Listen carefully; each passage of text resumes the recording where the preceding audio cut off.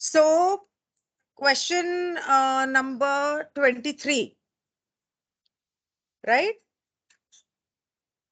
तो हाँ जी। डॉन कहता है कि मुझे सॉरी फॉर द कंफ्यूजन, मैं कंफ्यूज हो जाता हूँ कई बार आपकी बातों से, क्योंकि आप जो शब्द यूज करते हो वो मेरी समझ में शायद नहीं आते। आपने पिछले सेशन में एक बात बोली थी कि जो लोग मेडिटेशन वगैरह में निपुण हो जाते हैं, बिल्कुल ज्ञान बाबा बन जाते हैं टाइप्स, तो उनकी जिंदगी बहुत लंबी होती है, वो ज्यादा से ज्यादा जीते हैं। इसके बारे में जरा विस्तार से बताएंगे, ये क्या कह रहे थे आप? तो मैम रा कहता है each entity is the creator the entity as it becomes more and more conscious of itself gradually comes to the turning point at which it determines to seek either in service to others or in service to self. The seeker becomes the adept when it has balanced with minimal adequacy the energy centers red, yellow, orange, yellow, and blue with the addition of green for the positive, thus moving into indigo work. तो कह रहा है कि हर व्यक्ति जो होता है ना वो रचयिता ही है, हाँ, क्रिएटर ही है वो। कह रहे कि जैसे जैसे कोई व्यक्ति आगे बढ़ता चला जाता है ना और अपने आप को बेहतर तरीके से जानना शुरू कर देता है, कहता है तो धीरे धीरे जो उसकी जीवन में एक टर्निंग पॉइंट आता है जहां पर उसके पा, पास दो रास्ते होते हैं या बहु- हेलो। एक एक सेकंड, बहुत आवाज हो रही है पड़ोस में, जरा एक सेकंड रुक जाओ, मैं अभी आई, नहीं तो बहुत डिस्टरबेंस डिस्टरबेंस होगा। मैं जरा इसे रोक कर रहा हूँ।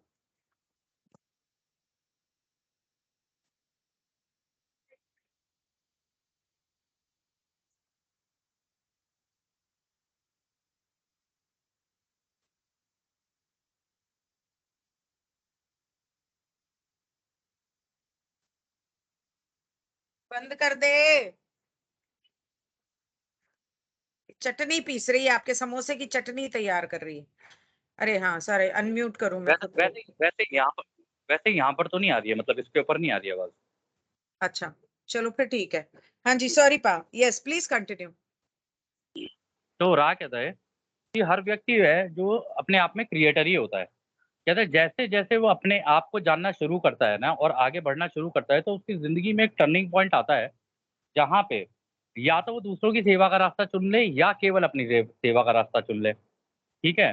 फिर धीरे धीरे वो जो सीकर यानी वो जो ढूंढ उस अपने आप को जानने की जो खोज में जो निकला हुआ है एक व्यक्ति, कहता है धीरे धीरे जैसे उसको संतुलन बनता जाएगा, मतलब मेडिटेशन वगैरह ये सारी चीजें करके जैसे जैसे उसका संतुलन बनता जाएगा ना और उसके रेड, ऑरेंज, येलो और ब्लू, साथ में ग्रीन वाले भी, ग्रीन ग्रीन कह रहा है ग्रीन उसके लिए अगर पॉजिटिव डायरेक्शन में उसको जाना है, मतलब सर्विस टू अदर्स वाली साइड में अगर उसको जाना है तो कह रहा है कि अगर उसके लाल, ऑरेंज, येलो और ब्लू अगर ये चक्र एक्टिवेट हो गए तो वो ऑटोमेटिकली जो इंडिगो यानी जो आपका ये वाला होता है तीसरी आंख वाला जो होता है, कह रहे हैं इसमें इसके द्वारा काम करने के लिए रेडी हो जाता है। ठीक है। लेकिन अगर उसको पॉजिटिव साइड में जाना है सर्विस टू अदर्स में तो उसका ग्रीन चक्रा भी एक्टिवेट होना चाहिए। अदरवाइज रेड, ऑरेंज, येलो और ब्लू वाले में सर्विस टू सेल्फ वाला निकल जाता है, उसका भी क्या कहते हैं ये वाला एक्टिवेट हो सकता है, मतलब तीसरी आंख वाला पॉसिबल है उस केस में भी। तो कहता है the adept then begins to do less of the preliminary और outer work having to do with function and begins to affect the inner work which has to do with being. As the adept becomes a more and more consciously crystallized entity, it gradually manifests more and more of that which it always has been since before time, that is the one infinite creator. कहते हैं जैसे जैसे वो व्यक्ति आगे बढ़ना शुरू करेगा ना और ये जितनी भी ये पुरानी चीजें जितनी भी वो करता आ रहा है, कह रहे वो करता चला जाएगा धीरे धीरे मेडिटेट करते हुए आगे निकलेगा। कह रहे तो ये बाहरी जितनी भी चीजें हैं ना, कह रहे उनसे उसका कुछ लेना देना नहीं हो जाएगा, मतलब दुनिया में क्या चल रहा है क्या नहीं चल रहा है, कह रहे वो धीरे धीरे अपने अंदर ही अपने ऊपर काम करना शुरू कर देगा। कह रहे हो करते करते करते करते उस लेवल पे आ जाएगा, धीरे धीरे धीरे कॉन्शियसली अपने आप को जानना और बेहतर शुरू कर देगा। तो वो एक इस तरीके की एंटिटी बन जाएगा, इस तरीके का व्यक्ति बन जाएगा जहां पर वो चीजों को मैनिफेस्ट करना शुरू कर देगा, बिल्कुल वैसे जैसे स्टार्टिंग में जब वो नहीं था। और यानी वो स्टार्टिंग में तो क्रिएटर का थॉट ही था ना वो, मतलब खुद ही क्रिएटर था, क्रिएटर के अंदर से निकल के आया, उसका पोर्शन है। तो कह रहे तो ऐसे करते करते करते अल्टीमेटली जाके वो भी वन इन्फिनाइट क्रिएटर बन जाता है। हम्म, वाओ। तो फिर डॉन पूछता है, the answer to this question probably has to do with a distorted view of time. But I see wanderers in this destiny who have come from fifth or sixth density. It seems to me that they should already be of a relatively high degree of adeptness and must follow a slightly or somewhat different path back to the adeptness that they previously had in a higher density and get as close to it as they can in third density. Is this correct? तो Don कहता है कि इस सवाल का जवाब जो है इसका शायद ताल्लुक वक्त से है, लेकिन मैं जो वॉन्डरर्स को देखता हूँ इस तीसरी घनिष्ठता में धरती के ऊपर जो आए हुए हैं पांचवी या छठी घनिष्ठता से, मुझे ऐसा लगता है कि वो ऑलरेडी बहुत ही पहुंचे हुए होंगे ये मेडिटेशन वगैरह में, और यहाँ आके वो एक अलग रास्ता इख्तियार करते होंगे दोबारा मेडिटेशन करके ऊपर की डेंसिटी में जाने के लिए, ताकि वो जिस घनिष्ठता से आए हैं उसके आसपास कम से कम तो पहुंच सकें। तो क्या ये सही है? तो रा कहता है एक मिनट, रा कहता है your query is less than perfectly focused, we shall address the subject in general. कह रहा है ये जो तुमने सवाल पूछा है ना उतना परफेक्टली तरीके से नहीं पूछा है, कह रहा है लेकिन हम इसे फिर सामान्य तरीके से ही इसका जवाब देते हैं तुमको। कहता है there are many wanderers whom you may call adepts who do no conscious work in the present incarnation. It is a matter of attention. One may be a fine catcher of your game sphere, but if the eye is not turned as this sphere is tossed, then perchance it will pass the entity by. If it turned its eye upon the sphere, catching would be easy. तो वो कह रहा है कि देखो तुम्हारी इस धरती के ऊपर काफी सारे वॉन्डरर्स आए हैं जो कि एडेप्ट्स बन चुके हैं, मतलब वो मेडिटेशन करते करते हायर लेवल पे जा चुके हैं, बट वो जानबूझ के अपने इस प्रेजेंट इंकारनेशन में वो काम नहीं कर रहे जो उनको एक्चुअली में वो सोच के आए थे। कह रहे ये तो बस थोड़ी सी उनको फोकस और अपना अटेंशन लगाना है। कह रहे कि कुछ कुछ ऐसे होते हैं जो इस प्लेनेट के ऊपर ये जो गेम्स ही चल रही है ना, दुनिया के अंदर का ये दुनिया का जो खेला चल रहा है, कह रहे वो इसका पकड़ लेते हैं, कह रहे वो इसको अच्छे से समझ जाते हैं। कह रहे लेकिन अगर आँख नहीं इधर अगर घुमाई ना उसकी तरफ से, as this fair is toss, कह रहे अगर आँख नहीं घुमाई ना कि जब ये मैम इसको मैं एक्सप्लेन नहीं कर पा रहा हूँ कि इसने ये हाँ, वाला पार्ट कैसे बोला है।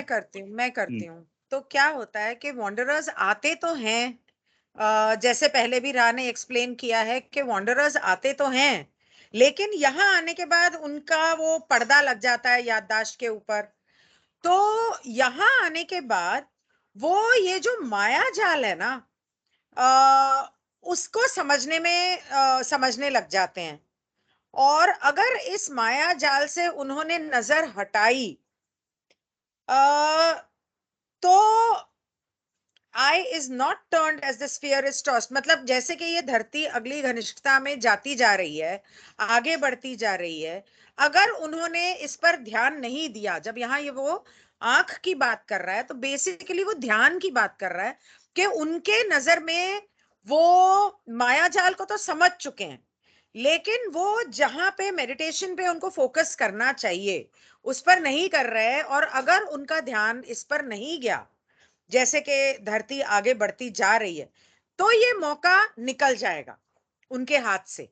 लेकिन अगर उनका इस पर ध्यान चला गया, जैसे कि आज जितने लोग लॉ ऑफ वन सुन रहे हैं, असेंशन को, एवोल्यूशन को, या अर्थ के फोर्थ या फिफ्थ डेंसिटी में जाने को समझ रहे हैं, इन सब का ध्यान उस तरफ चला गया है और वो इस बारे में कुछ कर रहे हैं, चाहे जो भी कर रहे हो, लॉ वन भी पढ़ रहे हैं और अपनी तौर तरीके आदतें बदल के सर्विस टू अदर्स में लग रहे हैं।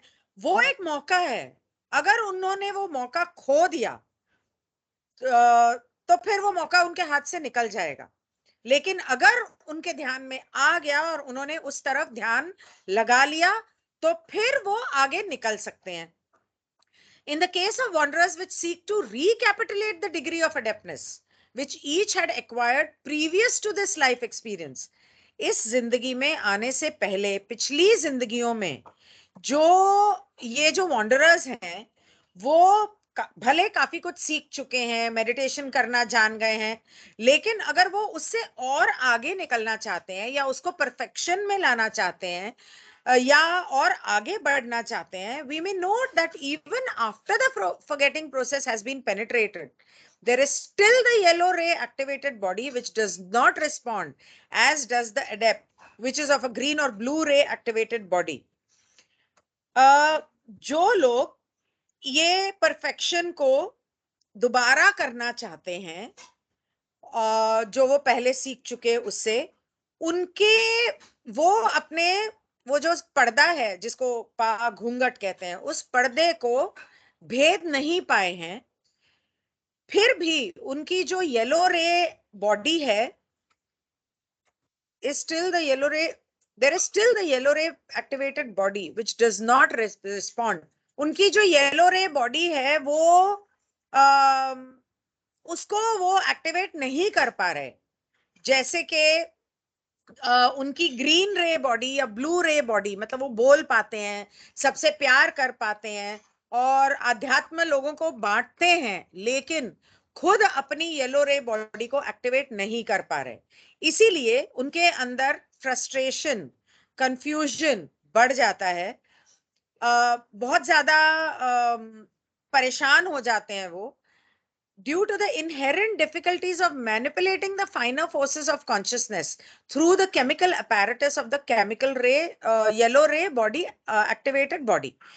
उनका ये जो येलो रे बॉडी जो एक्टिवेट होती है, अब यहाँ पर एक चीज ध्यान रखना, जब वो ग्रीन या ब्लू या येलो रे एक्टिवेटेड बॉडी की बात कर रहा है तो वो बॉडी की बात कर रहा है, वो चक्र की बात नहीं कर रहा है। ये हम पहले पुराने सेशंस में देख चुके हैं कि हमारी 7 बॉडीज हैं, ग्रीन बॉडी, ब्लू बॉडी, जितने हमारे चक्र हैं उन्हीं रंगों की ये 7 बॉडीज हैं। तो यहाँ पे वो ये कह रहा है कि उनकी ग्रीन और ब्लू रे बॉडी तो एक्टिवेटेड है और वो उससे ऑपरेट भी कर रहे हैं इस घनिष्ठता में, लेकिन येलो रे बॉडी एक्टिवेट होने के बाद भी कुछ हद तक एक्टिवेट होने के बाद या उसके जो केमिकल्स हैं उनके शरीर में हैं, उनकी चेतना में हैं, लेकिन उसे फाइन ट्यून जो करना होता है ना, जैसे 74 सेशन में मैंने समझाया था कि जब आप रेडियो को फाइन ट्यून करते हैं, उसका चैनल पकड़ते हैं, ऊर्जा का मेगा हर्ट्स पकड़ते हैं कि 742 नहीं, 742 मेगाहर्ट्ज पे नहीं आता है, 741 मेगाहर्ट्ज पे आता है आपका आध्यात्मिक ज्ञान या आपकी क्रिएटिविटी। तो वो जब इसको फाइन ट्यून करना चाहते हैं और कर नहीं पाते हैं, तब उनके अंदर फ्रस्ट्रेशन हो जाती है कि मैं अपनी तरफ से पूरी कोशिश कर रहा हूं, लेकिन पहले की तरह मैं क्यों नहीं कर पा रहा या पहले से ज्यादा आगे क्यों नहीं बढ़ पा रहा। तो एक एग्जाम्पल दूं यहाँ पे, मैंने शायद इस बारे में पहले भी आपको कहा है, मेरा एक दोस्त है बहुत सालों से और उसका एक ही सपना है जब से पैदा हुआ है कि मुझे एस्ट्रल ट्रैवल करना है। अब वो इसकी गहराई को समझ ही नहीं पा रहा, वो ये नहीं समझ पा रहा कि ईश्वर चाहते हैं, वो कहीं ना कहीं किसी घनिष्ठता से आया हुआ है, वो डेफिनेटली लोअर वाइब्रेशंस का नहीं है, लेकिन यहां आके वो लोअर वाइब्रेशंस में फंस गया है। वो कहीं 5th या 6th डेंसिटी से आया है, लेकिन यहां आके वो इतनी कोशिश कर रहा है कि मैं एस्ट्रल ट्रैवल करूं, टाइम ट्रैवल करूं, लेकिन कितनी भी मेडिटेशन कर ले, जरा सा वो लेविटेशन करने लगता है तो इतना एक्साइटेड हो जाता है कि आके धम से जमीन पे गिरता है। तो उसे याद ही नहीं है कि जब मैं लेविटेट करने लगता हूं तो मुझे एक्चुअली क्या करना है, मुझे खुद को बैलेंस करना है। उसके अंदर बैलेंस है नहीं, बाकी सारी चीजें बैलेंस्ड हैं, लेकिन कहीं से उसकी ये मेडिटेटिव जो रिफाइनमेंट है वो नहीं ला पा रहा है, जिसकी वजह से फ्रस्ट्रेशन बढ़ रहा है उसमें। तो ये वो समझाने की कोशिश कर रहा है कि आपकी वो पर्दा जो आप पार नहीं कर पा रहे, उसकी वजह से आप अपनी पिछली जिंदगी और उनके अनुभव और उनको आपने कैसे पाया था वो आपको समझ में नहीं आ रहा। तो इस तरह के बहुत सारे वॉन्डरर्स होते हैं यहाँ पर। कुछ क्या मैं कुछ सही थी? नहीं मैम, बिल्कुल सही जवाब दिया आपने, और ये बहुत ही इंपॉर्टेंट पॉइंट है उसने जो यहाँ पर जो क्लियर किया है ना, वो कह रहा है कि इसी प्लेनेट पे जो इम्पोर्टेंट पार्ट जो मेरे को लगा ना, वो ये लगा कि इतने सारे वॉन्डर्स यहाँ पर आए हुए हैं, लेकिन उनको ये भी समझ में आ जाता है इस प्लेनेट के ऊपर एक खेल सा चल रहा है, धीरे धीरे समझ में आ जाता है। लेकिन अगर उन्होंने ध्यान नहीं दिया ना, ये प्लेनेट पूरा अपने आप को चेंज कर जाएगा, और अगर उन्होंने यहाँ पर अपना काम शुरू नहीं किया ना, तो वो भी फंस सकते हैं यहीं पे। बहुत सही बात बोली है पेशेंस उसने यहाँ पे। बहुत जरूरी होता है। इस करेक्ट। इस चीज में पेशेंस बहुत जरूरी है। उसको इतनी जल्दी है। ये वही इंसान है जो मुझे आध्यात्म की तरफ लेकर गया। ये वही इंसान है जिसने मुझे कॉन्वर्सेशंस विद गॉड के बारे में बताया। और मैं 10 साल लग गए मुझे। उसने 10 साल पहले मुझे दी थी, 10 साल बाद जाके मैं उस किताब को पढ़ पाई। मैं एक पन्ने के आगे नहीं गई। 10 साल बाद तक भी मैंने वो संभाल के रखी। फिर जब मैंने पढ़ना शुरू किया, इतनी इंटरेस्टिंग लगी, इतनी ज्यादा, कि मैंने उसके 10 वॉल्यूम्स पढ़ लिए, सारे के सारे पढ़ लिए। और चाट गई बिल्कुल, मतलब एक के बाद एक फटाफट पढ़ लिए। और मुझे बहुत इंटरेस्टिंग लगी कॉन्वर्सेशंस विद गॉड। उसके अलावा उसने मुझे बहुत सारी किताबें दी। तो जब ये लॉ ऑफ वन शुरू हुई और मैंने उसे समझाने की कोशिश की कि तू जो कॉन्वर्सेशंस विद गॉड पढ़ रहा है, या उसने मुझे एक बार एक किताब दी थी, रा नाम था उस किताब का। लेकिन उस किताब के अंदर था रा द वॉरियर। ओके। ये भी उसने मुझे कुछ 5-6 साल पहले दी थी, जो मैंने आधी पढ़ी। उसके अंदर भी एक अलग स्टोरी थी। तो मैंने उसे जब ये लॉ ऑफ वन के बारे में बताने की कोशिश की, तो उसने बोला नहीं, मैं कॉन्वर्सेशंस विद गॉड के साथ बहुत खुश हूं। वो इतना फ्रस्ट्रेट हो चुका है कि उसने कॉन्वर्सेशंस विद गॉड के 10 वॉल्यूम्स कम से कम 10-20 बार पढ़े होंगे, कम से कम। लेकिन वो अब फ्रस्ट्रेट हो चुका है। तो वो यहाँ पे जो इसने कहा, रा ने बिल्कुल सही कहा कि एक तो तुम्हें वो पर्दा भेदने की जरूरत है। तुम उसकी तरफ जा ही नहीं रहे हो। दूसरा, तुम आज के ऊपर फोकस कर रहे हो। तुम्हारा ध्यान आज की जिंदगी पे है। मतलब वो कहता है, अगर मैं ऐसे सपने में देखा या भगवान ने मुझसे ये कहा, इसका मतलब भगवान चाहता था कि मैं नासा ज्वाइन करूं, या मैं स्पेस में उड़ूं। अरे बुद्धू, भगवान चाहता था कि तू इसको, पर्दे को छेद के मेडिटेशन करके अपनी घनिष्ठता में वापस जाए। उस लेवल का मेडिटेटर बने कि तू दूसरों को सिखा सके। तो मैंने उससे कई बार कहा कि तूने अपनी जर्नी में कॉन्वर्सेशंस विद गॉड के बारे में जो भी सीखा समझा, या मेडिटेशन के बारे में जो सीखा, वो आके मेरे चैनल पे लोगों को सिखा। वो मानता ही नहीं। नहीं, मुझे उसका ब्लू रे उसका ब्लॉक्ड है, हार्ट रे उसका ग्रीन रे उसका ब्लॉक्ड है। कहां से ऊपर जाएगा वो? तो ये पॉइंट बहुत जरूरी है। क्योंकि जितने लोग लॉ ऑफ वन को सुन रहे हैं, कहीं ना कहीं सबके सब वॉन्डरर ही होंगे। तभी वो इसको सुन रहे हैं या इसकी तरफ अट्रैक्ट हो रहे हैं। उनको मेडिटेशन करके, अब for example, I am sorry I am taking this long, मैंने हिप्नोथेरेपी में जाके, मैंने हिप्नोथेरेपी सीखी अपनी पास्ट लाइव्स देखने के लिए। हिप्नोथेरेपी में जाके मैंने बहुत सारे अपने पास्ट लाइफ देखे।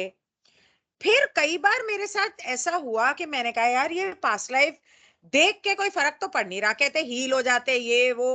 हो सकता है जो लोग कर रहे हैं उनको करना सही तरीके से ना आता हो, और मैं बिल्कुल सही थी। क्योंकि जो कैलिफोर्निया इंस्टीट्यूट ऑफ हिप्नोसिस जो सिखाते हैं, वो सही तरीका नहीं है। उसका असल तरीका कुछ और है। जो कोई एक दो जने हैं जिनको मैं जानती हूं करते हैं, पर उन्होंने करने से मना कर दिया। फिर क्या हुआ कि मैंने डॉक्टर ब्रायन वाइस की पास्ट लाइफ के ऊपर, पास्ट लाइफ रिग्रेशन के ऊपर किताबें पढ़नी शुरू की। पढ़ते पढ़ते कई बार ऐसा हुआ कि मैं अपने, मेरी आंख लग गई, मैं ट्रांस में चली गई और मैं अपनी पास्ट लाइफ में पहुंच गई। इस बार जो मैं पास्ट लाइफ में पहुंची, ये बहुत ही पुरानी, मतलब हजारों साल पुरानी वाली लाइफ थी, जिसमें एक में मैं कोई इजिप्शियन प्रिंसेस थी, एक के अंदर मैं स्टोन एज में थी, दो में मैं स्टोन एज में थी। मतलब आप सोच लो कि जब स्टोन एज मतलब कितना पुराना हो गया, मैं उनमें पहुंच तो गई, लेकिन मैं फिर भी अपनी धरती पे आने से पहले वाली लाइफ में मैं फिर भी नहीं गई, और मुझे फिर भी समझ में नहीं आया कि मुझे वहां जाने की जरूरत है। तो ये पॉइंट सबके लिए बहुत जरूरी है। जो लोग भी, एंड ऑनेस्टली 2 दिन से मेरे दिमाग में एक बात चल रही थी, मुझे याद दिलाना, मैं सेशन के बाद आपसे इस बारे में डिस्कस करूंगी पा, क्योंकि मैं वो बात को लेके बहुत बड़ी कंफ्यूजन हो रही है मेरे दिमाग में। तो कंफ्यूजन और फ्रस्ट्रेशन ये हो रही है। तो वो ये कहने की कोशिश कर रहा है कि इसे फाइन ट्यून करो। आपकी जो मुश्किलें आ रही हैं, इन्हें फाइन ट्यून करने में उनको जानो, ताकि आप अपनी येलो रे बॉडी को एक्टिवेट कर सको। अब येलो रे बॉडी का ताल्लुक आपकी मेंटालिटी से है, और जब तक आपका दिमाग शांत नहीं हो जाता, शांत होके आप मेडिटेशन में, ट्रांस में नहीं चले जाते, जहां आप होश में हो लेकिन आपके दिमाग में कुछ नहीं चल रहा, तब तक आप उस स्थिति पर नहीं पहुंच सकोगे। तो उसके बाद फिर डॉन पूछता है, अ, शायद आप इस बात का जवाब ना दे सकें, लेकिन अगर आपकी कोई सलाह हो तो क्या आप दे सकते हैं इंस्ट्रूमेंट के बारे में, कि उसका आगे जो हॉस्पिटल का अनुभव होने वाला है, हॉस्पिटल में एडमिट होके ऑपरेशन वगैरह, उससे क्या उसको कोई फायदा होने वाला है? हाँ। तो मैम रा बोलता है, we may make one suggestion and leave the remainder with the creator. It is well for each to realize itself as the creator. Thusly, each may support each, including the support of self, by humble love of self as a creator. कह रहे कि देखो, हम तो यार एक ही suggestion दे सकते हैं तुम्हें, कि मतलब एक सजेशन देंगे, बाकी तो हम भी रचयिता के भरोसे ही छोड़ रहे हैं ये बात। कह रहे कि ये चीज़ पहले ही समझनी बहुत ज़रूरी है, रियलाइज़ करनी ज़रूरी है, समझना नहीं, रियलाइज़ करनी ज़रूरी है ये, कि भैया हम सारे के सारे ही क्रिएटर हैं, जितने भी हैं, चाहे तुम हो, हम हैं, चाहे तुम ओराइन की साइड के ले लो, कोई भी ले लो, है तो सारे क्रिएटर। कह रहे लेकिन इसीलिए, कह रहे इसलिए हम तुम्हें ये कह रहे हैं कि जब भी तुम दूसरे के लिए सेवा के भाव से काम करो, कह रहे तो हम्बली प्यार से करो, जैसे तुम अपने आप को रचयिता मान के करो। क्योंकि रचयिता बहुत हम्बल है, बहुत ज़्यादा हम्बल है। वो नहीं करेगा ऐसी इस तरीके की चीज़ें, जिस तरीके की तुम सोच रहे हो। यार वो तो केवल ऑब्ज़र्वर है, वो तो केवल ऑब्ज़र्व करेगा चीज़ें। यार तो इसलिए अपने आप को, एक-दूसरे को जब तुम सपोर्ट करते हो ना, प्यार से, हम्बली तरीके से एक-दूसरे को सपोर्ट करते हुए चलो, जैसे कि तुम ही क्रिएटर हो। अ, यहाँ पे पा उसने एक बहुत जरूरी बात बोली है। वो ये कह रहा है, यू मे सपोर्ट ईच, मतलब एक दूसरे को तो तुम सपोर्ट कर ही रहे हो, लेकिन उसके अंदर ये बहुत जरूरी है कि तुम खुद को भी सपोर्ट करो। मतलब खुद से प्यार करो, और खुद से प्यार करने का मतलब ये नहीं है कि तुम ईगो में आ जाओ, कि मैं करने लग जाओ। खुद से प्यार करो, कौन खुद से प्यार करो और खुद को सपोर्ट करो, तभी तुम किसी और से प्यार कर सकोगे और किसी और को सपोर्ट कर सकोगे। जहां तुम्हें कोई कमी महसूस होती है, कि तुम्हें कोई दुख है, तकलीफ है, कोई परेशानी है, तो अपने आप को भी हक करो और अपनी बात को शेयर करो कि मुझे ये परेशानी है, क्या आप मेरी मदद कर सकते हो? ये भी कर सकते हो, या तो खुद खुद से बात करो। This is what he is trying to say, and this, trust me, is very important. हम लोग वॉन्डरर्स जो होते हैं, वो सबकी सेवा कर लेंगे, सबका दुख दूर कर लेंगे, सबसे प्यार कर लेंगे, खुद से नहीं कर पाते। ये सबसे बड़ी प्रॉब्लम है। तो ये बहुत जरूरी बात कही यहाँ पर रा ने। तो फिर डॉन कहता हाँ मैम। है, you spoke in a previous session about certain Hebrew and Sanskrit sound vibratory complexes. मैं एक बार यहाँ पर दिखा दूं, ये हैं हिब्रू अल्फाबेट्स, ये हैं हिब्रू अल्फाबेट्स, ऐसे होते हैं। इनकी प्रोनाउंसिएशन और इनका लिखने का तरीका वगैरह उर्दू से काफी मिलता है। अलिफ बे ते टे से उर्दू ऐसे होती है, तो इनका भी उनसे काफी मिलता है।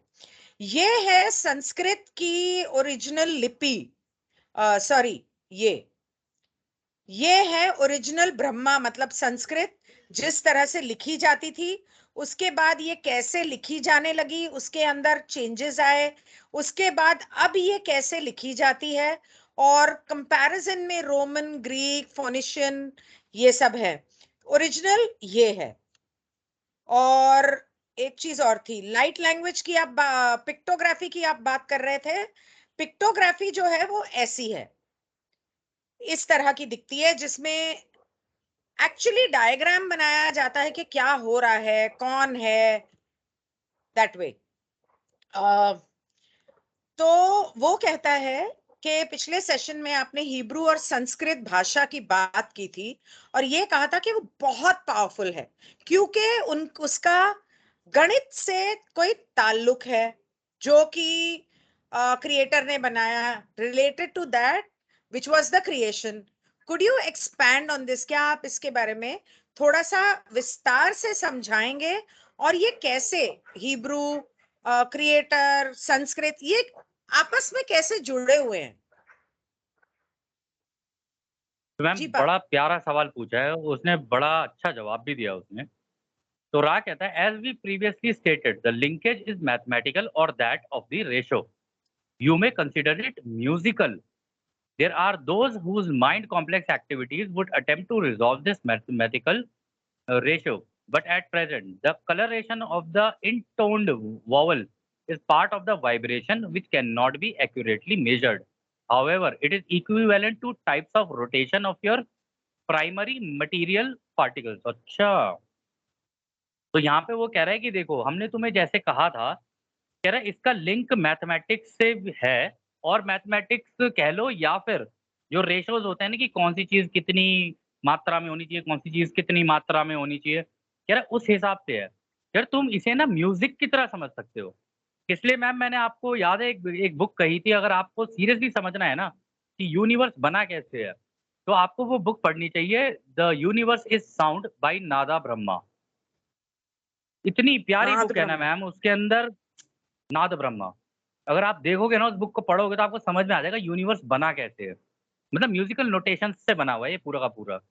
तो वो यहाँ पे वो कह रहा है कि देखो अगर तुम्हारे यहाँ के कुछ लोग होंगे जो अपने दिमाग का इस्तेमाल करके चाहे तो इसका मैथमेटिकल रेशियो कैलकुलेट कर लें, कह रहे हैं, लेकिन हम तुम्हें बता दें कि इसके अंदर जो इसके वॉवल है, मतलब जो इसकी शब्दावली है या इसका उच्चारण है जिस तरीके से, वो एक तरीके की कंपनता है जिसको प्रॉपर्ली तुम मेजर नहीं कर पाओगे। मतलब प्रॉपर्ली उसको अंदाजा लगाना मुश्किल है कि एग्जैक्ट उसका साउंड क्या है। अब जैसे ओम भी है तो कई लोग ढंग से नहीं बोल पाते हैं, और भी काफी सारे वर्ड ऐसे हैं संस्कृत के भी जिसका एग्जैक्ट उच्चारण करना ना बड़ा मुश्किल है।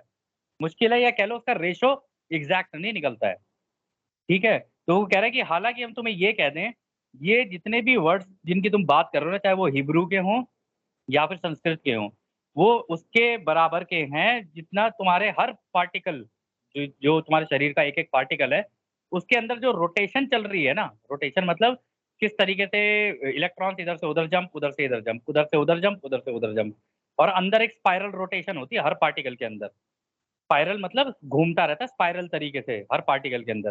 कह रहे ये जो वाइब्रेशन होती है उसके अंदर होती है और हर पार्टिकल की अलग होती है, तो इसको मेजर करना बड़ी मुश्किल है, ये कह रहा है राव। हम्म।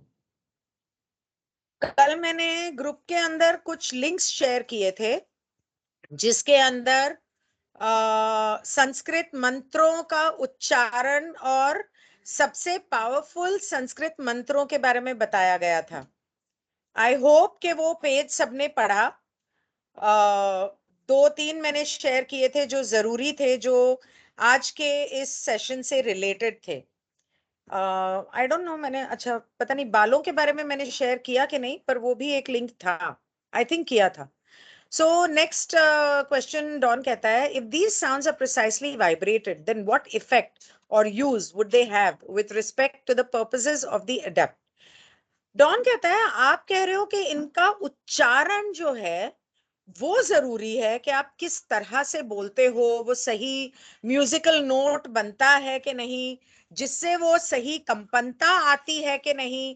तो अगर ये सही तरीके से बोले जाएं तो जो करने वाले का की मंशा है, कि वो जो सोच रहा है मन में कि मैं ये चाहता हूं, इंटेंशन को मंशा बोलते हैं, तो उसके मुतल्लिक क्या असर होता है इन मंत्रों का, कितना असर होता है, क्या असर होता है नहीं होता है?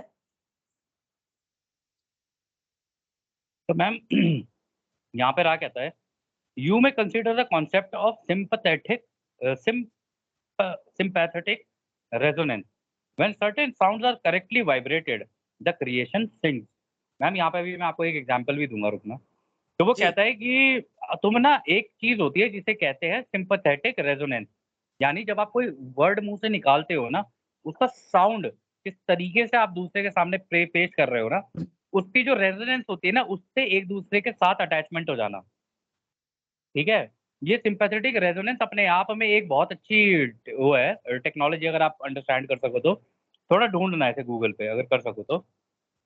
तो कहता है कि जब कोई शब्द ढंग से वाइब्रेट, मतलब ढंग से बोला जाए, तो उसकी जो कंपनता होती है ना, वो बिल्कुल ऐसी होती है जैसे रचयिता की बनाई हुई रचना गा रही हो। और मैम इसका एग्ज़ाम्पल अब मैं आप लोगों को बताता हूँ क्या है। अभी एक आप लोगों मिनट, को पता है कि मैं गया हुआ था ये घूमने। आपने बोला हुँ। ढूंढने के लिए, तो मैं यहाँ पर गूगल पे देखा, तो मैं पढ़ रही हूँ। sympathetic resonance or sympathetic vibration is a harmonic phenomena wherein a formerly passive string or vibratory body responds to external vibrations to which it has a harmonic likeness. The classic example is ma'am demonstrated। आप ma'am ये session carry on करोगे? Due to an emergency I have to leave. ऐसा क्या हो गया? नहीं, वो तो ठीक है, मैम हुआ है, अभी मैं कर लूंगी। बाद में बात करता हूँ। हुँ। ओके पा, फाइन। तो I hope everything is all right.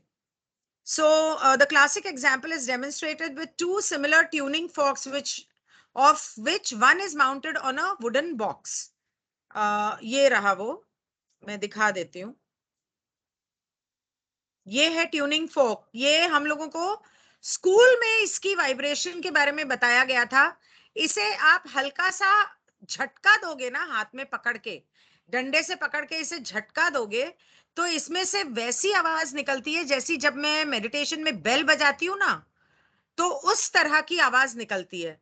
तो यहाँ पर वो ये बताने की कोशिश कर रहा है कि ये आ, एक वो तौर तरीका है, फिनोमिना है, मतलब कार्य है, जो जिसके अंदर एक दिखना दिखने वाली आ, ध्वनि, एक कंपनता वाली वाइब्रेशन ऊर्जा से टकराती है, जहां उन दोनों का मेल, दोनों एक सी हैं, और दोनों जब टकराती हैं तो इनकी जो आवाज आती है, बड़ी प्यारी और बड़ी मीठी सी आवाज आती है इसकी। तो ये है सिंपैथेटिक रेजोनेंस और सिंपैथेटिक वाइब्रेशन। आई होप पा को इतना जाना पड़ा, पता नहीं सब ठीक हो। तो रा कहता है कि इसे सिंपैथेटिक रेजोनेंस की तरह का एक तरीका समझो। जब कुछ आवाजें सही तरीके से बोली जाती हैं तो ईश्वर गाता है। जब आप, मुझे जो समझ में आ रहा है कि जब आप बड़े प्यार से कोई मंत्र बोलते हो, पूरे दिल से बोलते हो और लगन से बोलते हो, तो बोलते हैं ना, लता के गले में ईश्वर का वास है। अब वो कितने प्यार से करती हैं पता नहीं, करती थी, लेकिन रियाज तो करती ही थी। तो म्यूजिक के तरफ उनका एक बहुत ही गहरा संबंध था। तो वो कहता है कि जब आप सही तरीके से बोलते हो तो ईश्वर भी गाता है। तो फिर डॉन कहता है, मतलब वो उस तरह का, मतलब ईश्वर गाएगा तो ऑब्वियसली अब जो भी मंशा होगी मंत्र गाने वाले की, उसकी मंशा तो पूरी हुए बिना कहीं नहीं गई। वो तो होनी ही होनी है। तो फिर डॉन कहता है, would these sounds then be of a musical nature in that there would be a musical arrangement of many different sound vibrations, or would this apply to just one single note, or which would it apply more to? तो अब वो कहता है कि जब आप गाने की बात कर रहे हो तो क्या इसमें गाना बजाना भी होता है, कि मतलब मंत्र बोल रहे हैं तो साथ में कुछ पियानो हो गया, तबला हो गया, सितार, वीणा, इस तरह की चीजें हो गई, तो क्या इनकी भी जरूरत होती है कि वो सुर ताल में बजें उस मंत्र के साथ, या सिर्फ एक इंसान के सिर्फ बोल देने से ये बहुत है? बहुत ज्यादा कौन सा, मतलब which would it apply more to, दोनों में से कौन सा ज्यादा प्रभावी होगा? तो रा कहता है, this query is not easily answered. ये सवाल का जवाब देना आसान नहीं है। In in some cases only the intoned vowel has effect. कुछ मंत्रों में सिर्फ जो मंत्र गले से बोला जा रहा है उसका असर ज्यादा गहरा है। In other cases, most notably Sanskrit combinations, the selection of harmonic intervals is also of resonant nature. Sanskrit के जो मंत्र बोले जाते हैं उसके अंदर आप कहां पर रुकते हो बोलते वक्त, ये ज्यादा जरूरी है। जैसे फॉर एग्जाम्पल उस दिन मैं बोल रही थी हनुमान चालीसा, तो मैं तो बोलती जा रही थी फटाफट फटाफट, अरे बाप रे बहुत लंबा है, जल्दी खत्म करना है, क्योंकि मुझे सिखाया वैसे गया है। लेकिन जब हम बोलते हैं ओम भूर्भुवस्वः तत्सवितुर्वरेण्यम भर्गो देवस्य धीमहि धियो यो नः प्रचोदयात्, किस वावल को आप लंबा खींचते हो, किसके बाद आप रुकते हो, और किसको आप छोटा बोलते हो, ये बहुत इंपॉर्टेंट है और इससे असली फर्क पड़ता है। जैसे कि कल जो मैंने लिंक शेयर किया जिसकी मैं बात कर रही थी, उस लिंक में अगर आपको याद होगा, कल 74 सेशन में मैंने बताया था कि जो सबसे पावरफुल मंत्र होते हैं, बीज मंत्र, वो आ ए ई होते हैं और अलग अलग तरीके से बोले हुए, और दूसरे होते हैं एक तो ओम, लेकिन ओम अलग होता है और ज्यादा पावरफुल होता है ओम, और उसके अलावा होते हैं क्लीम, ह्लीम, श्रीम, क्रीम। अब आप उसको कितना लंबा खींचते हो, ई को, म को कितना लंबा खींचते हो, कौन से मंत्र के आगे या पीछे इसको लगाते हो, ये बहुत जरूरी है। देन डॉन पूछता है, then would the adept use this resonant quality to become more one, become more one with the creation and therefore attain his objective in that way? तो डॉन कहता है कि फिर जो मेडिटेशन करने वाला या मंत्र जाप करने वाला या तंत्र मंत्र करने वाला जो इंसान है, वो क्या इन चीजों को ईश्वर से एक होने के लिए ज्यादा इस्तेमाल कर सकता है और इस तरह से ईश्वर से एक हो सकता है? तो रा कहता है, it would perhaps be more accurate to state that in this circumstance the creation becomes more and more contained within the practitioner. Oh my God, the balance of your query is correct.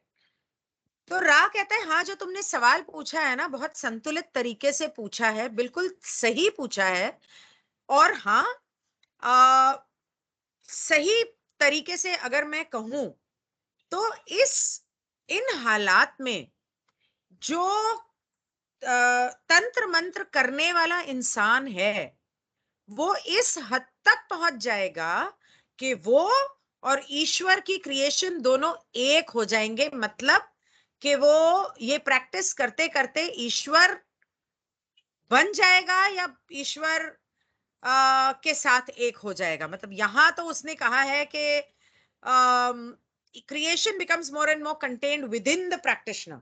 मतलब वो इंसान के अंदर इतनी शक्ति हो जाएगी, आ जाएगी कि वो कुछ भी मैनिफेस्ट कर सकता है, और किसी के लिए भी, अपने लिए भी वो क्रिएटर की तरह हो जाता है बेसिकली एंड में। इतनी ज्यादा ताकत आ जाती है उसमें। तो डॉन कहता है, could you tell me the musical name of the notes to be intoned that are of this quality. तो कहता है कि ये जो मंत्र बोलने या उच्चारने हैं, इनका नाम क्या है, आप मुझे बता सकते हो। तो रा कहता है हाँ, नहीं। रा कहता है नहीं, हम नहीं बता सकते। अरे ये क्यों? इंटोन्ड मतलब जिनमें ये इतनी ताकत है कि आप कुछ भी मैनिफेस्ट कर लो। तो रा ने मना कर दिया। तो डॉन ने कहा, मुझे लगा था कि आप मना ही कर दोगे, but I thought it wouldn't hurt to ask. पर मैंने सोचा पूछने में क्या हर्ज है, पूछ तो सकते ही हैं, उसमें कौन सा टैक्स लग रहा है। पर मुझे लगा था कि आप मना कर दोगे। तो मेरे हिसाब से रा ने इसलिए मना किया, मुझे नहीं पता, मैं आगे पढ़ूंगी तो पता चलेगा, लेकिन मेरे हिसाब से रा ने इसलिए मना किया क्योंकि जैसे तंत्र मंत्र अच्छाई के लिए इस्तेमाल हो सकता है, वैसे ही बुराई के लिए भी इस्तेमाल हो सकता है। और रा को पता है कि डॉन ये किताब छापने वाला है, तो हर तरह के लोग इसे पढ़ सकते हैं। तो जैसे पिरामिड के बारे में उसने काफी कुछ बताया लेकिन काफी चीजें रखी, या तंत्र मंत्र के बारे में उसने तौर तरीका करने का उसने इस किताब में तो कम से कम नहीं बताया। इस तरह मेरे ख्याल से उसने रा ने ये ठीक समझा कि इनको ना ही बताऊं तो अच्छा है, ये छाप देगा और कहीं उल्टे सीधे लोगों ने पढ़ लिया तो वो तो अपना ओरायन की तरफ कुछ और ही मैनिफेस्ट करने लग जाएंगे। तो डॉन कहता है, then I assume that these must be sought out and determined by empirical observation of their effect by the seeker।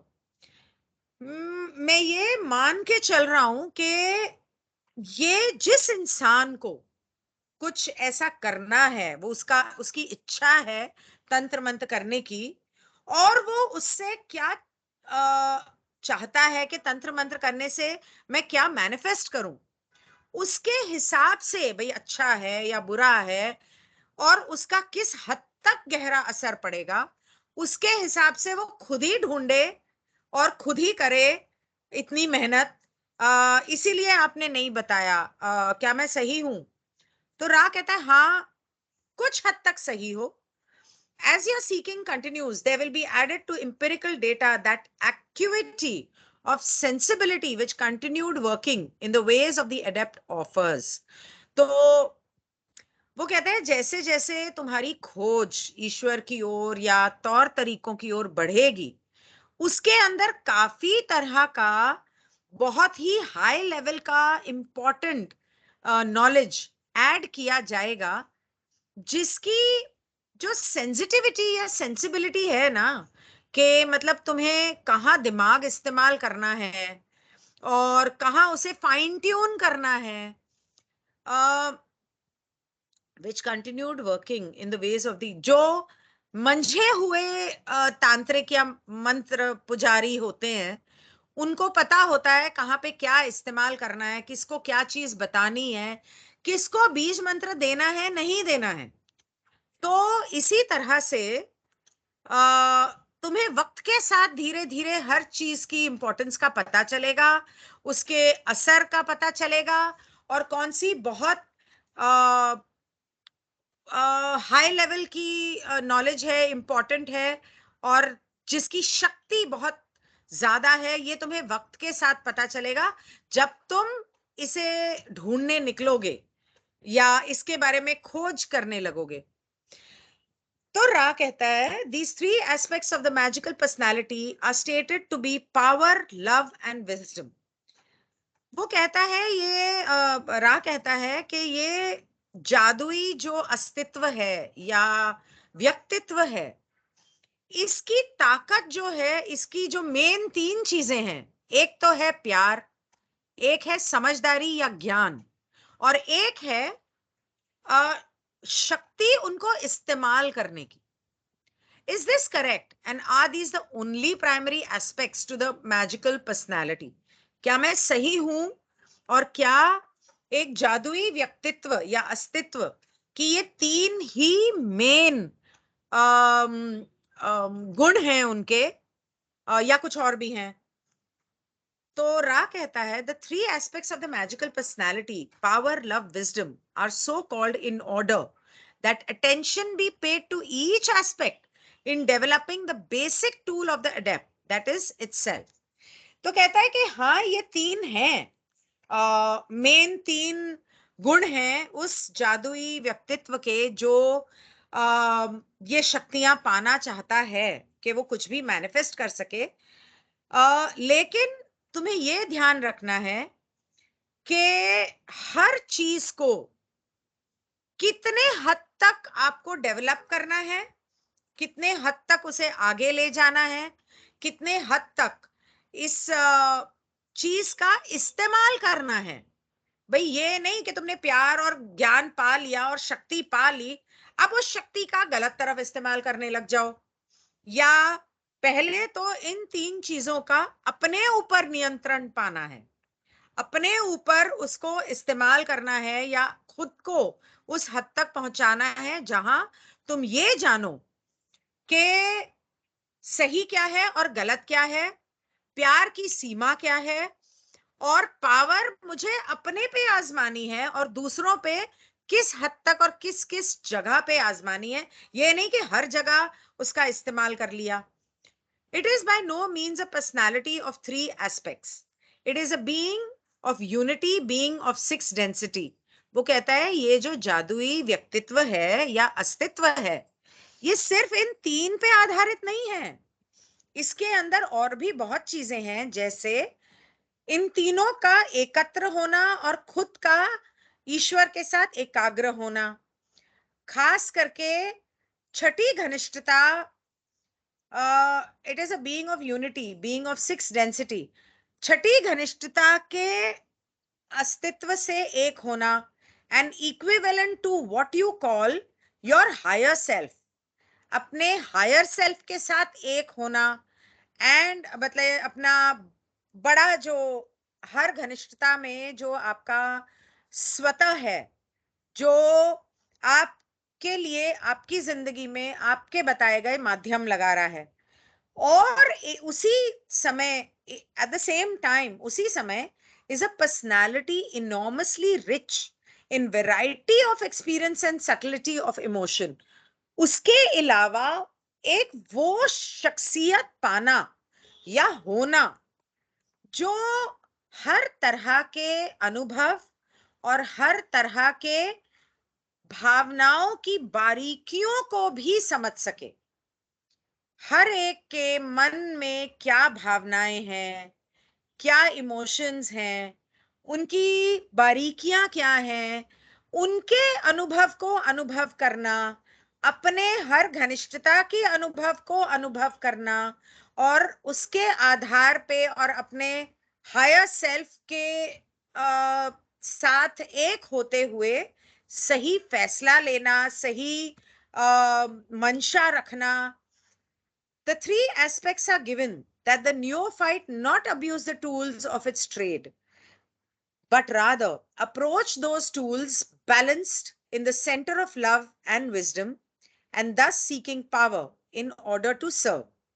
ये तीन चीजें इसलिए दी गई हैं ताकि जो नया नया सीखने निकला है ना, जो नया नया इंसान इन चीजों को समझने लगा है, जो एक जादुई शख्सियत या अस्तित्व बनाना चाहता है, वो इन चीजों का निरादर ना करे, इनका गलत उपयोग ना करे, और इन्हें इनके बदले में कोई गलत चीजें ना मांगे या ना करे, लेकिन इन्हें एक संतुलित तरीके से इनका इस्तेमाल करे और खुद को प्यार के बीच और ज्ञान के साथ अपने इस पावर को चाहे ईश्वर से, ताकि वो बाकी सबकी सेवा में इस प्यार और ज्ञान को और खुद को लगा सके। ये जादुई शक्तियां पाए, उनको लोगों की मदद करने के लिए और लोगों की सेवा करने के लिए वो इस्तेमाल कर सके, इसीलिए ऐसा किया गया है। Thank you Jaya, love you too, love everyone. बहुत बार लिखती हो तुम, हर बार बस एक ही लिखती हो, I love you ma'am. Thank you. कभी कभी मैं सोचती हूँ तुम थक नहीं जाती लिखती हुई। फिर डॉन पूछता है, you mentioned in an earlier session that the hair was an amazing antenna. तो डॉन कहता है, आपने एक बार एक सेशन में बताया था कि जो इंसान के बाल होते हैं वो एक्चुअली जैसे पुराने जमाने में टीवी का एंटीना होता था, रेडियो का एंटीना होता था, तो ऐसे ही इंसान का एंटीना होता है ये बाल। इसीलिए जो मेडिटेशन ज्यादा करते हैं वो अपने बालों को बढ़ाते रहते हैं और उलझ उलझ के वो जटाएं बन जाती हैं। इसीलिए शिव की जटाएं इतनी लंबी हैं कि जब गंगा नीचे उतरी तो उन्होंने उन जटाओं में उन्हें जकड़ लिया। तो ये जटाएं जो हैं वो एंटीना है। और आप इस बारे में थोड़ा विस्तार से बताएं। तो रा ने पहले ये बताया था कि अगर आप लोगों को याद होगा, मुझे नहीं पता यहाँ पर कितने लोग वो पुराना सेशन देख चुके हैं, लेकिन रा ने बताया था एंटीना होते हैं बाल, और दिन में जो ये लोग होते हैं वो उन्हें अपने क्राउन चक्र के ऊपर यहां पर इस तरह से बांध लेते हैं। इस तरह से एक्चुअली वो मैंने ये कर दिया, वरना ये इस तरह से चोटी खुली हुई होती है यहां ऐसे ऊपर, और रात को उसे खोल देते हैं, क्योंकि दिन में जो ये बाल यहाँ ऊपर होते हैं ना, तो सूरज की ऊर्जा, क्योंकि सूरज हमारा लोगो है, सूरज की ऊर्जा यहाँ पर बालों में वो जमा कर लेते हैं, आपके बाल जमा कर लेते हैं, उसे पूरा दिन जमा करते रहते हैं। और जब सूरज डूबता है और चांद उगता है तो लूनर एनर्जीज में उन बालों को इस तरह से रात को खोला जाता है, ताकि उस ऊर्जा को वो मतलब इस्तेमाल कर सकें या अपने अंदर समा सकें, ऐसा कुछ होगा, मुझे याद नहीं आ रहा, लेकिन ऐसा होता है। तो रा कहता है, it is difficult to do so due to the metaphysical nature of this antenna effect. वो कहता है कि इस एंटीना का जो असर है ना, जैसे कि आपको रेडिएशन दिखती नहीं है, 4G है, 3G है, 5G है, नजर तो आती नहीं, इसी तरह से इस एंटीना का जो असर है वो नजर नहीं आता, वो महसूस सिर्फ हो सकता है। तो इसे शब्दों में समझाना बहुत मुश्किल है। Your physics are concerned with measurements in your physical complex of experience. तुम्हारे धरती पे जो फिजिक्स की साइंस है ना, जो साइंटिस्ट्स हैं या जो लोग हैं, वो सिर्फ तुम्हारे शारीरिक अनुभव को ही मेजर कर सकते हैं कि तुम्हें शरीर में ऐसा मेजर हो रहा है।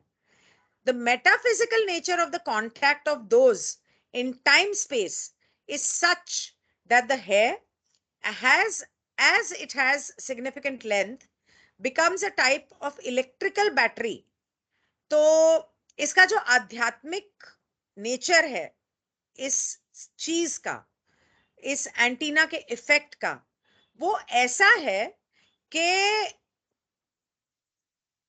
बहुत समय से या हर घनिष्ठता में जो ये बाल हैं, इनके कितनी लंबाई है, उसके कम से कम एक पर्टिकुलर लंबाई होनी चाहिए, तब ये एक इलेक्ट्रिकल बैटरी की तरह चार्ज होते हैं। जैसे कि मैंने अभी बताया कि सूरज की गर्मी लेते हैं और चार्ज होते हैं और ट्यून होते हैं, और तभी आपको कांटेक्ट करने में मदद करते हैं। ईश्वर से कांटेक्ट हो, एंजल से हो, या किसी भी चीज से हो, even when there are small anomalies in the contact, भले कुछ रुकावटें छोटी मोटी हो भी, तब भी कांटेक्ट करने में ये एंटीना जो है ये बहुत मददगार होती है और मदद करती है। डॉन कहता है is that optimum length of hair for this hair, तो कहता है कि कुछ जरूरी है कि इतने इंच या इतने फीट के होने चाहिए बाल। तो रा कहता है there is no outer limit on the length. बाहर से देखने में कोई लिमिट नहीं है कि कितने भी लंबे हों, but shall we say the inner limit is approximately 4 to 4.5 inches depending upon the strength of the contact and the nature of the instrument। तो वो कहता है, अब ये इनर लिमिट जो बोल रहा है उसका मतलब मैं तो नहीं समझी, लेकिन मेरे ख्याल से जो हमारा रूट है, बालों की जड़ें जो होती हैं उनकी शायद बात कर रहा है कि वो कम से कम 4 से 4.5 इंच तक अंदर होनी चाहिए। अब जिन लोगों के तो बाल ही झड़ने लग गए, इसका मतलब कि उन लोगों की जड़ें ही नहीं रही। तो जब जड़ें ही नहीं रही तो उनको इंट्यूशन कहां से आएगा? तो बाल आपके बाहर अंदर जितनी गहराई होगी उतने बाल बाहर बढ़ेंगे। इसलिए मेरे ख्याल से, ये मेरा अपना ख्याल है कि शायद इसीलिए लोग बाल बढ़ाते हैं। मुझे याद है मैं कुछ 3-4 साल की थी और मेरे बाल तब उस उम्र में मेरी कमर तक थे और इतने मोटे कि 2 हाथों से पकड़ नहीं सको, चोटी करना तो दूर की बात है। तो मेरी माँ थक जाती थी, वैसे भी मेरी माँ कुछ उस वक्त 20 साल की होगी, तो थक जाती थी चोटियां करते हुए। तो मेरी माँ ने एक दिन मेरे बाल पकड़े और बोले मैं काट रही हूँ। मैंने इतना रोई, नहीं मत काटो मत काटो मत काटो। क्यों, मुझे आज तक समझ में नहीं आ रहा। हालांकि मुझे भी छोटे बाल अच्छे लगते हैं, ब्लंट कट अच्छा लगता है, पर मेरी माँ ने काटे और वो मंजर आज तक मैं ना भूली हूं ना। और मैं अपनी माँ को 100 बार सुनाती हूँ आपने मेरे बाल काटे थे। उस दिन के बाद मैंने कसम खा ली मैं अपने बाल नहीं कटवाऊंगी।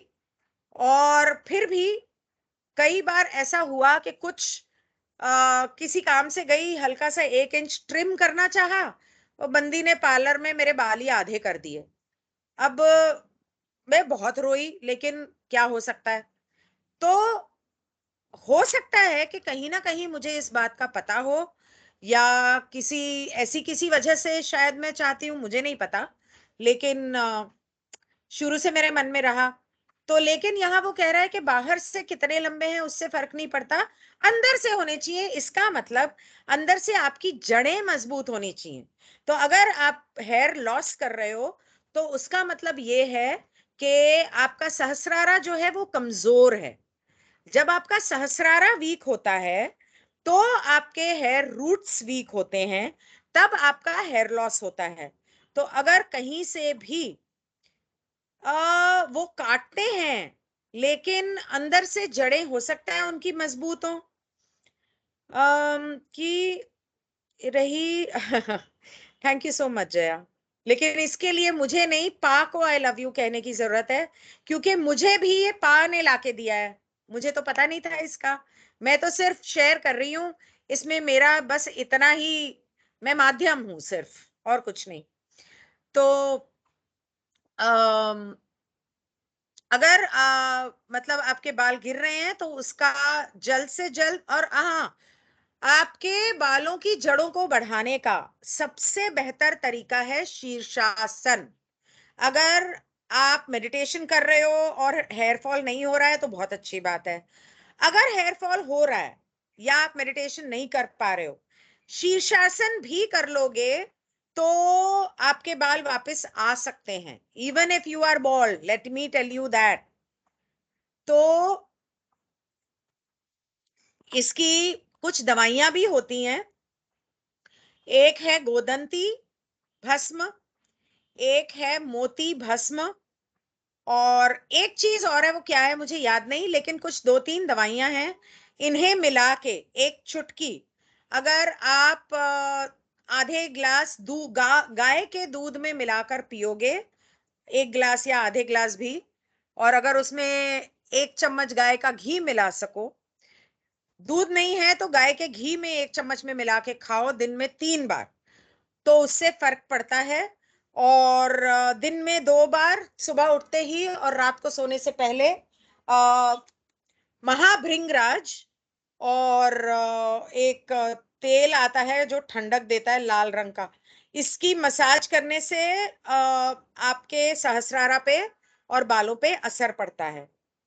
ये दवाइयों का नाम प्लीज ग्रुप में मैं यहाँ डाल देती हूँ, क्योंकि यहाँ के लोग जो ग्रुप में नहीं हैं, पर ये अधूरी नॉलेज है, क्योंकि उसमें 1-2 दवाइयां और हैं, ये आपको किसी आयुर्वेद से पूछनी पड़ेंगी। मैं एक काम करती हूँ, मैं वो उमेश जी थे ना जिनके साथ मैंने, उमेश सांखला, जिनके जो आयुर्वेद के डॉक्टर हैं, उनके साथ मैंने 2 सेशंस किए थे। कोशिश करती हूँ वापस आने के बाद अगर मैं उनके साथ एक और सेशन करके उनसे पूछ सकूं, हो सकता है वो बता दें। लेकिन हाँ, महाभृंगराज तेल सुबह उठ के रोज बालों में लगाएं या नहाने के बाद लगाएं, वो हेल्प करता है। और उसके अंदर अश्वगंधा होना जरूरी है आपके तेल में, ब्राह्मी होना जरूरी है, और भृंगराज होना जरूरी है। खैर, कमिंग बैक, Don पूछता है, may anyone in third density accomplish some degree of healing if they have the proper will, desire and polarity, or is there a minimal balance of the energy centers of the healer that is also necessary? कहता है कि तीसरी घनिष्ठता में जो लोग healing कर रहे हैं,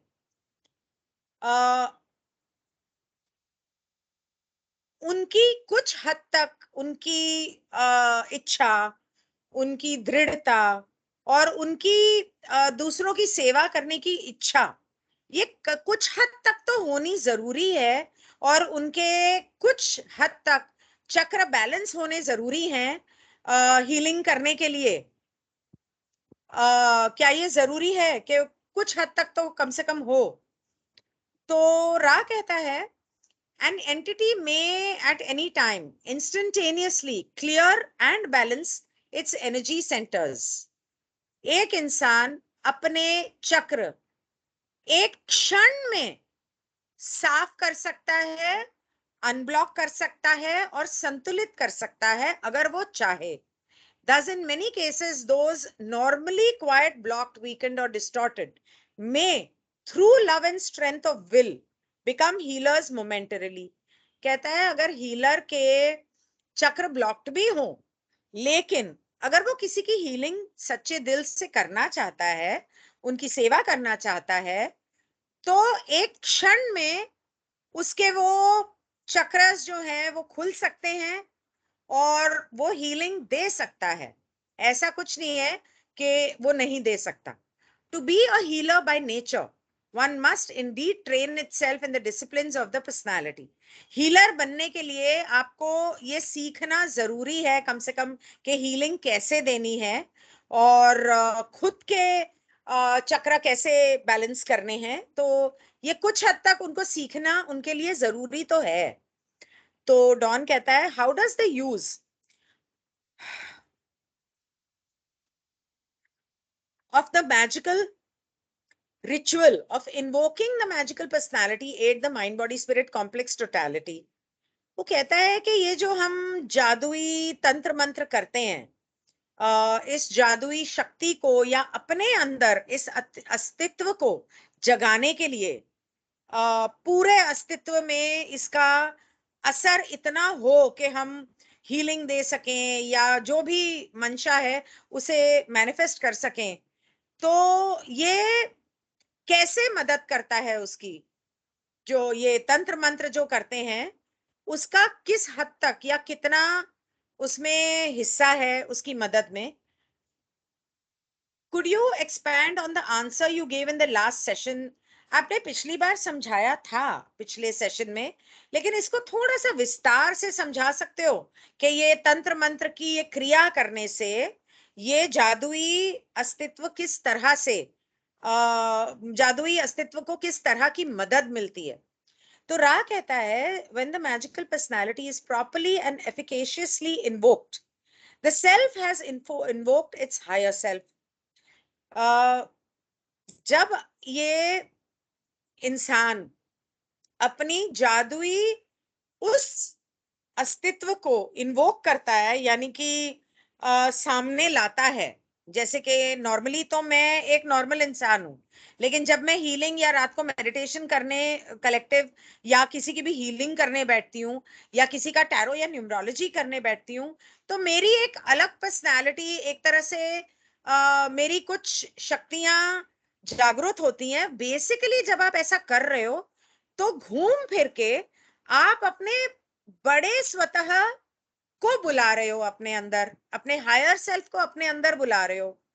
Thus a bridge betwixt space time and time space is made, and the sixth density magical personality experiences directly the third density catalyst for the duration of the working। और जितने समय के लिए आपको चाहे मेडिटेशन करनी है, हीलिंग करनी है या जो कुछ भी करना है, उतने समय के लिए एक पुल बन जाता है, एक ब्रिज बन जाता है स्पेस टाइम और टाइम स्पेस में। मतलब आपकी धरती से आपके इस समय से लेके आपकी छठी घनिष्ठता के आपके हायर सेल्फ के बीच में और आपके बीच में एक कनेक्शन बन जाता है, एक ब्रिज बन जाता है, जिससे इस तीसरी घनिष्ठता का जो इंसान है या माध्यम है, उसे उस हायर सेल्फ की का एक्सपीरियंस होता है। और हायर सेल्फ को वो सब नजर आ रहा है या समझ में आ रहा है या वो हीलिंग भेज रहा है इस तीसरे घनिष्ठता के माध्यम के थ्रू। तो वो ये ब्रिज बन जाता है दोनों के बीच में। It is most central to deliberately take off the magical personality after the working, in order that the higher self resume its appropriate configuration as analog to the space time mind body spirit। वो कहता है ये बहुत जरूरी है कि आपकी healing का सेशन होने के बाद या टैरो सेशन या न्यूमरोलॉजी सेशन या कोई भी आप काम कर रहे हो, वो होने के बाद आप उससे वो कनेक्शन दूर कर दें या तोड़ दें या अपनी उस जादुई शक्तियों को आराम करने दें, ताकि हायर सेल्फ को जो अपना काम करना है वो अपने उस छठी घनिष्ठता में वो अपनी जगह पर वापस जाके अपने काम को दोबारा कर सके। तो okay, I did not know कि ऐसा होता है। इट्स क्वाइट सरप्राइजिंग, क्योंकि कई बार मेरे साथ ऐसा हुआ है कि बात करते करते मैं अचानक उस जोन में पहुंच जाती हूँ जहां पे मुझे विजन्स आने लगते हैं। जैसे कई बार टैरो सेशन में तो होता ही है, नॉर्मली जैसे फ्रेंड्स के साथ बैठी हूँ, फैमिली के साथ बैठी हूँ, तो मैं अचानक से उस जोन में पहुंच जाती हूँ जहां मुझे विजन्स आने लगते हैं या मैसेजेस आने लगते हैं। मुझे नहीं पता था कि मैं अपने हायर सेल्फ को इन्वोक कर रही हूँ। Oh my God, wow, thank you रा।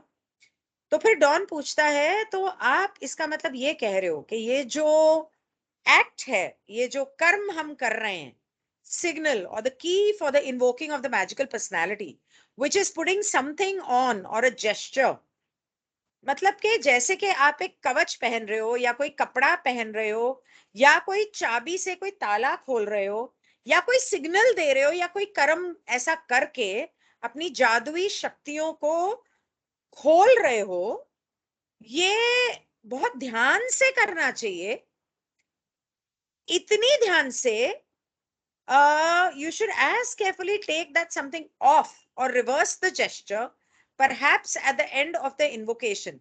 कि जितने आपने जैसे क्रिया करके उसे पहना, उतने ही प्यार से और ध्यान से उसे उतारना भी चाहिए। जैसे आपने कोई कपड़ा पहना या आपने कोई क्रिया की, तो जैसे फॉर एग्जाम्पल हम लोग घर में सत्यनारायण की पूजा करते हैं या पाठ करते हैं, तो उसे घर में लाते तो हैं, स्थापना तो करते हैं गणेश जी की या माँ दुर्गा की या सत्यनारायण की, लेकिन उनके आसन को बाद में हिलाया भी जाता है, उनका विसर्जन किया भी जाता है। तो उन्हें वापस भेजने का की क्रिया भी उतने ही सही तरीके से और प्यार से होनी चाहिए। तो रा कहता है बिल्कुल सही कह रहे हो। This should be fastidiously accomplished, either in mind or by gesture, if this is of significant aid. तो रा कहता है ये बहुत जल्दी करना चाहिए और पूरी तरह से करना चाहिए। ये आप कोई क्रिया करके भी कर सकते हो या अपने मन में भी कर सकते हो कि ठीक है अब मेरी ये क्रिया खत्म हुई। जैसे कि एंजल्स होस्ट करते हैं तो एंजल्स को दरवाजा खोल के घर में, हालांकि उसकी जरूरत नहीं है, उनके लिए ये दरो दीवार ये कोई मतलब नहीं रखते, लेकिन दरवाजा खोल के अगर उन्हें अंदर बुलाया जाता है तो दरवाजा खोल के उन्हें बाहर भी भेजा जाता है कि ठीक है अब आप जा सकते हैं, हम आपको विदा देते हैं। तो जब भी मैंने एंजल्स होस्ट किए हैं, मुझे पता नहीं लॉ ऑफ वन शुरू करने के बाद मैंने किए कि नहीं मुझे याद नहीं आ रहा, लेकिन जब भी मैंने किए, ठीक है मैं वापस आके एक बार करूंगी आप लोगों के सामने, जब भी मैंने किए हैं सुशांत के केस के दौरान 2020-21 में मैंने बहुत बार किए थे, क्योंकि उस दौरान कोई भी मानी हुई इच्छा पूरी हुई है लोगों की। एक सेकंड, हेलो, हाँ पा, नहीं नहीं अभी चल रहा है, आप सब ठीक है ना?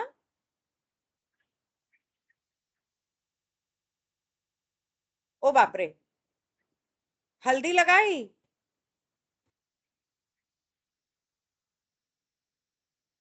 अच्छा, टाइट से बांधना, नहीं कभी भी ऐसा हो ना तो मसाले के डब्बे से नहीं, लेकिन जहां बर्नी में ज्यादातर स्टोर करके रखी है वहां से हल्दी का खूब सारा एक चम्मच लेके ना उसके ऊपर रख के उसको दबा दो जोर से। 3 मिनट तक खून बहता है, उसके बाद बंद हो जाता है। उसके बाद आप उसे कस के बांध के बर्फ लगा सकते हो। उसके बाद आप बीटाडाइन पट्टी जो भी करनी है कर लो। ठीक है, तो ये हल्दी हमेशा अलग से वो ध्यान होना चाहिए, हल्दी होनी चाहिए। ठीक है, हाँ हाँ हाँ, ठीक है, नहीं अभी सेशन चल रहा है, आप आ जाओ। ओके। उनकी मैं समझ गई थी कि उनकी वाइफ का हाथ कट गया है, इसीलिए भागे हैं ये। Oh my God, that was like literally I saw Par running to the kitchen. Okay, no problem. तो now डॉन कहता है now the invocation of the magical personality is not necessarily effective for the neophyte. ये जादुई अस्तित्व को जगाने के लिए, जगाना आमतौर पे जो नए नए लोग इसमें घुसते हैं सीखने लगते हैं शायद उनके लिए इतना आसान नहीं होता होगा, है ना? तो अच्छा, आई डिडंट नो के पा लेफ्ट। ओके, उनके लिए इतना आसान नहीं होता होगा वो जादुई अस्तित्व को जगाना। 75.38 क्वेश्चन पढ़ रही हूं मैं पा।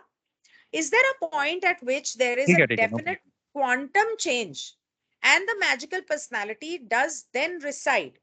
तो कहता है कि पूछता है कि क्या कोई एक पर्टिकुलर पॉइंट आता है जब उस नए नए जो नया नया हीलिंग सीख रहा है या नया नया कुछ सीखने लगा है उसके अंदर अचानक से, शुरू शुरू में तो उसे नहीं समझ में आया या उससे नहीं हुआ, अचानक से लेकिन कोई ऐसा एक पल आया जब कुछ ऐसा क्वांटम चेंज आया यूनिवर्स की एनर्जीज में या उसके मैग्नेटिक पोलैरिटीज में कि उसकी जादुई अस्तित्व उसका प्रकट हुआ। या can it be done in small degrees or percentages of magical personality as the neophyte becomes more adept?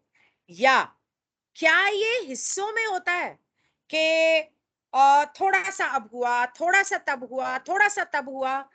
मैं आपको बता दूं तो रा कहता है कि हाँ, दूसरी वाली जो तुमने बात बताई कि छोटे छोटे हिस्सों में होता है, ये सही है। अब मैं आपको ये बता दूं कि जब मैंने टैरो सीखना शुरू किया 2009 में, एक हफ्ते का कोर्स था। टैरो सीखना मैंने शुरू किया, 3-4 दिन में सीख लिया, लेकिन जो ये शक्ति जो मुझ में आई कि मैं टैरो कार्ड्स को पढ़ सकूं या एक इंसान को पढ़ के बता दूं कि कौन से टैरो कार्ड्स हैं, तो इसमें क्या होता था कि साल भर 6 महीने या साल भर बाद अचानक से ऐसे होता था कि मैं टैरो से सवाल पूछती थी, क्योंकि साल भर तक तो हम खुद ही पे प्रैक्टिस करते हैं। तो मैंने तो खुद पे कम से कम 2 साल तक प्रैक्टिस की। हाँ, अपनों के लिए करती थी, लेकिन फीस नहीं लेती थी। तो प्रैक्टिस करने लगी, टैरो से जवाब भी नहीं मिल रहा है। मैं कोई भी सवाल पूछ रही हूँ, टैरो जवाब देने से मना कर रहा है। ये होता है। आप न्यूमरोलॉजी करो, एस्ट्रोलॉजी करो, टैरो करो, कुछ भी करो, वो आपको जवाब आपको मिलेगा ही नहीं।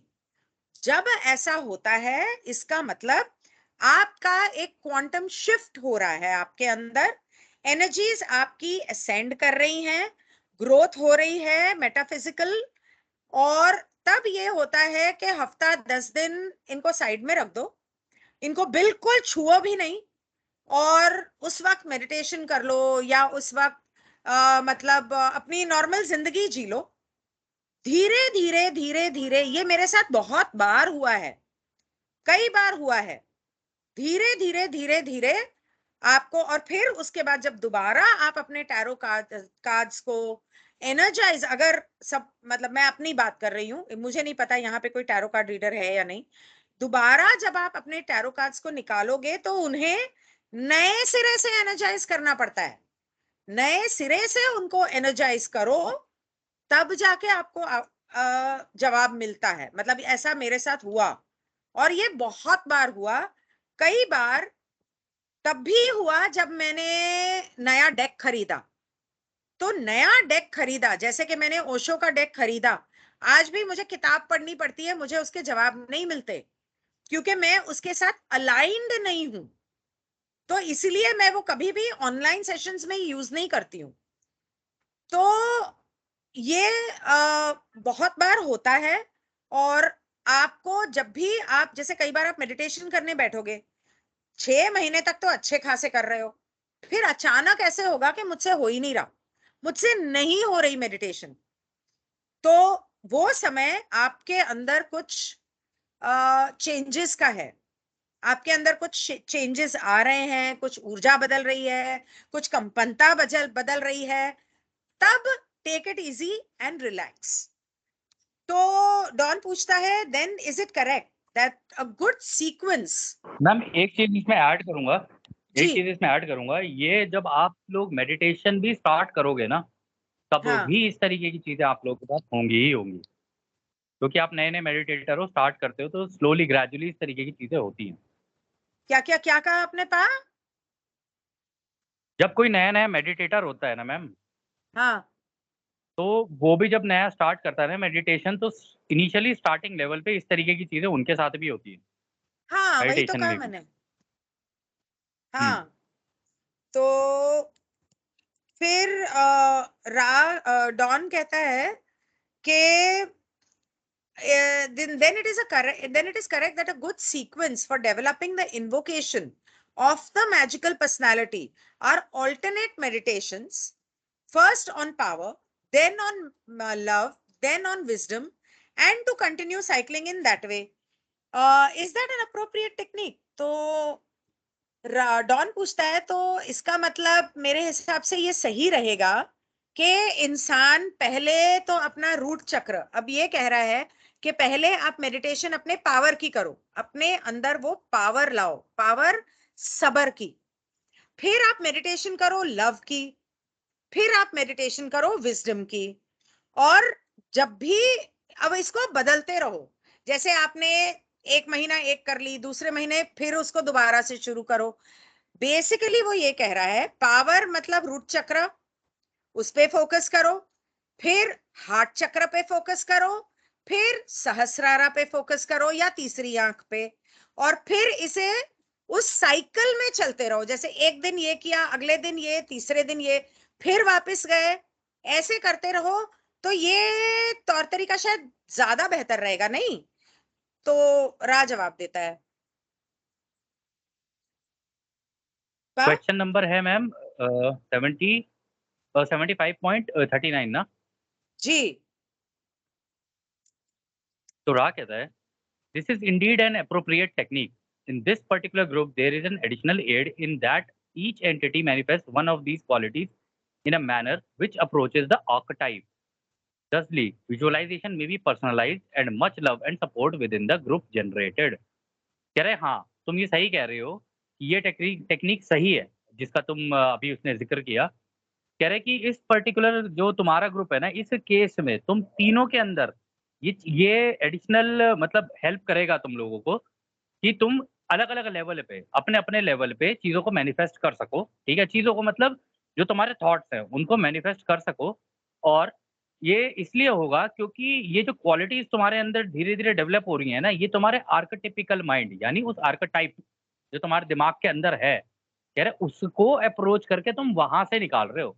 मतलब नहीं, वहाँ वो से कह जाके रहा वहाँ है से कि इन्फॉर्मेशन निकाल रहे हो। हाँ, वो कह रहा है कि तुम लोग ऑलरेडी तीनों इन तीनों को कर रहे हो, जैसे जिम पावर को कर रहा है, डॉन विजडम को कर रहा हाँ, है, हाँ, कार्ला तो वही लव तो को बोल रहा कर हूँ मैं। रही है। वही तो मैं बोल रहा ऑलरेडी हूँ। कर रहे तो हो, वो कह रहा है इसी कि वजह से ये हाँ, हाँ, अच्छा, वो ओके, सॉरी। मैं कह रहा हूँ कि वो तो ऑलरेडी कर रहे हो तुम लोग इस चीज़ को हाँ, और वो हाँ, इसलिए अच्छा, कर अच्छा। पा रहे हो क्योंकि यहाँ पे इम्पोर्टेंट पॉइंट ये है कि तुम इसलिए कर पा रहे हो क्योंकि तुम अपने वो आर्केटिपिकल माइंड है ना, जो बिल्कुल रूट ऑफ द माइंड के पीछे भी जो होता है बिल्कुल, कह रहा वहाँ से ये इन्फॉर्मेशन तुम फेच करके निकाल रहे हो।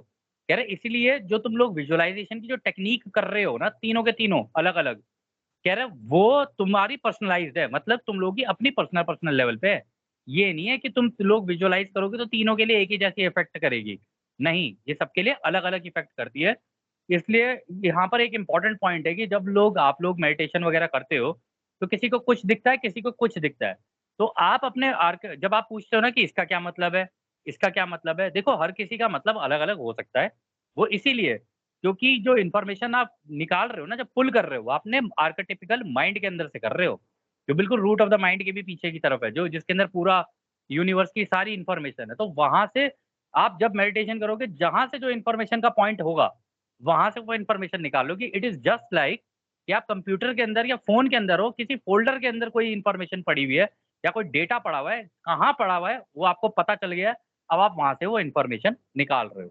बिल्कुल ऐसे ही होता है ये। यहाँ पे कह रहे आप हुँ, वो मैनिफेस्ट सीरियल में जो इन लोगों को कॉलिंग आती है, तो उसका एग्जाम्पल आप दे सकते हो कि किसी को विजुअलाइजेशन में कुछ भी दिखता हो, लेकिन उनके लिए उसका क्या मतलब है, दैट इज इंपॉर्टेंट।